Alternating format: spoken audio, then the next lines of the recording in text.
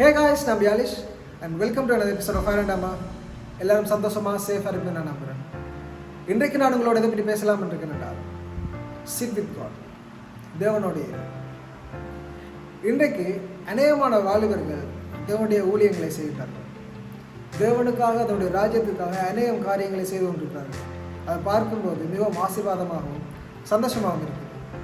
ஆனால் அதே வாலிபர்களும் சரி, மேலும் ஒரு சில ஊழியக்காரர்களும் சரி, மிஸ் பண்ணின ஒரு காரியத்தை தான் இன்றைக்கு நான் வேதாந்தத்திலிருந்து ஒரு சிறிய சரித்திரத்தின் மூலம் உங்களோட ஷேர் பண்ணலாம் என்று நினைக்கிறேன்.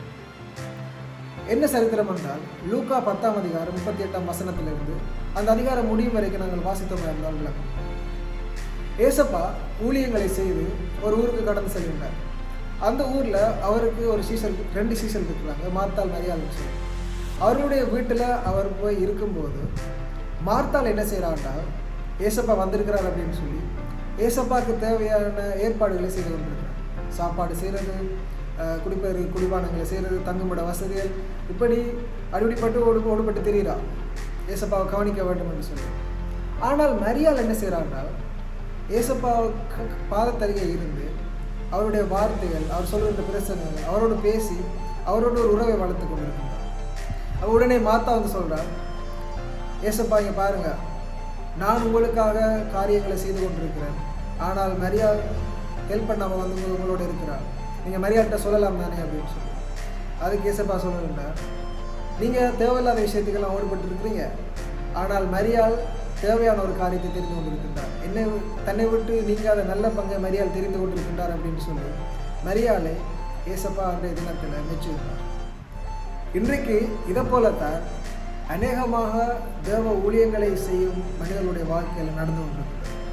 அவங்க ஊழியங்களை செய்கிறாங்க, அது மூலம் தேவனுடைய ராஜ்யம் கட்டப்படுகின்றது, தேவனுடைய நாமத்துக்கு மகிமை உண்டாகுது. அது மிக ஒரு நன்மையான காரியம், அதை நாங்கள் தொடர்ந்து செய்ய வேண்டும். ஆனால் ஊழியங்களை செய்து செய்து செய்து ஒரு கட்டத்தில் யாருக்காக இந்த ஊழியங்களை செய்கிறோம் என்பதை மறந்து நாங்கள் ஊழியத்தில் மட்டுமே ஃபோக்கஸ்டாக இருக்கிறோம். ஆனால் நாங்கள் ஃபோக்கஸாக இருக்க வேண்டிய ஒரு காரியம், தேவன் ஒருவர் தான், கர்த்தர் ஒருவர் தான். அவர் தான் எங்களை விட்டு எடுபடாத நல்ல பங்கு. இந்த ஊழியங்கள், எங்களிடத்தில் இருக்கிற செல்வங்கள், எங்களுடைய படிப்பு, எங்களுடைய அந்தஸ்து, எங்களுடைய வேலைகள், எங்களுடைய உறவுகள், இந்த உலகத்தில் இருக்கிற சகல காரியங்களும் எங்களை விட்டு எடுபட்டு போய்விடும். ஆனால் எங்களை விட்டு எடுபடாத ஒரே ஒரு நல்ல பங்கு எங்களுடைய கர்த்தராகிய இயேசு கிறிஸ்து மட்டும்தான். அவரை நாங்கள் தெரிவு செய்து, அவரை நாங்கள் சூஸ் பண்ணி, அவரோடு நாங்கள் நேரத்தை செலவிட வேண்டும். இன்றைக்கு ஊழியங்களை செய்து கொண்டிருக்கும் வாலிபர்களோடு நான் ஒரு காத்து ஷேர் பண்ண விரும்புகிறேன். காய்ஸ், நாங்கள் எல்லாருமே ஊழியங்களை செய்கிறோம், நாங்கள் எல்லாருமே தேவனுக்காக, தேவனுடைய ராஜ்யத்துக்காக ஓடிக்கொண்டிருக்கின்றோம். ஆனால் நாங்கள் தேவனோடு இருப்போம். நேரம் கிடைக்கும் போதெல்லாம் கர்த்தரோடு இருந்து அவருடைய வார்த்தைக்கு செவி கொடுப்போம், அவரோடு நாங்கள் பேசுவோம், கர்த்தரோடு நாங்கள் தனிப்பட்ட ஒரு ஆவிக்குரிய ஜீவியத்தை நாங்கள் கட்டியெழுப்போம். ஏனென்றால் அதுதான் எங்களை விட்டு எடுபடாத ஒரு நல்ல பங்கு. அதை நாங்கள் தெரிவு செய்ய வேண்டும்.